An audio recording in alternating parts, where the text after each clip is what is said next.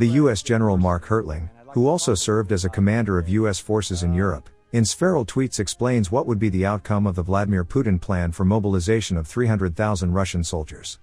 General Hertling wrote, "Putin's announced mobilization of 300,000 reservists was jaw-dropping to me this morning, but not for the reasons some might suspect. Why? Because I know how Russian soldiers are trained, in basic training and in their units. Here is a brief summary on some fun facts. While I commanded U.S. Army Europe before retiring, before that I commanded all basic and advanced soldier training for the Army, from 2009 to 2011.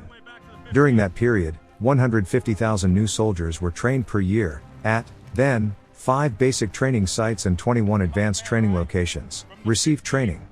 Most of the new U.S. soldiers get 10 weeks of basic training, some get more at one station unit training, OSUT, sites, like infantry, artillery, MPs. Those that don't go to OSA travel off to different length courses for advanced training in a specialty, logistics, intel, etc. It's a long period of time, and TE soldiers are trained by very professional drill sergeants. There is an extremely high resource overhead to all this. When soldiers report to their units, they are ready to be integrated in the specific mission. Remember, the US population is 344 million and we train 150,000. Russia, on the other hand, has a population of 144 million citizens, spread over 11 time zones. Theirs is a conscript force basic training site, Labinsk in Russia. Some soldiers get advanced specialty training, but most Russian soldiers get the most training in their first unit. For example, Russian soldiers got just a few days of basic training before being sent to Belarus starting last November, pre-invasion. During my second visits to Russia, I saw basic and unit training. It was awful.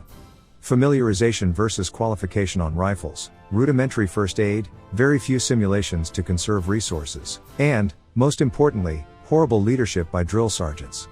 Officers admitted to me that theirs was a one-year force, with some, the poorest, volunteering or being elected for leadership roles. Remember, Russian soldiers get almost all training in units at basic. How units are resourced play a big part. One tank unit I visited near Moscow proudly told me they get 1 tank round per crew each year. US units spend hours in simulators and crews fire dozens of real rounds per year. Ukraine's army has taken the US model to heart after receiving training from US personnel in both individual and unit training techniques since 2014. The establishment of JMTGU by US Army, Europe was instrumental in that. The issue is the Russian army is poorly led and poorly trained. That starts in basic training, and doesn't get better during the Russian soldiers' time in uniform. Mobilizing 300,000 reservists, after failing with depleted conventional forces, ragtag militias, recruiting prisoners and using paramilitaries like the Wagner Group, will be extremely difficult. And placing newbies on a front line that has been mauled, has low morale and who don't want to be portends more Russian disaster.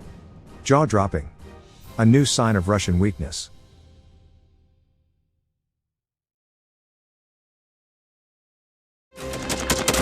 Thanks for watching, and don't forget to subscribe.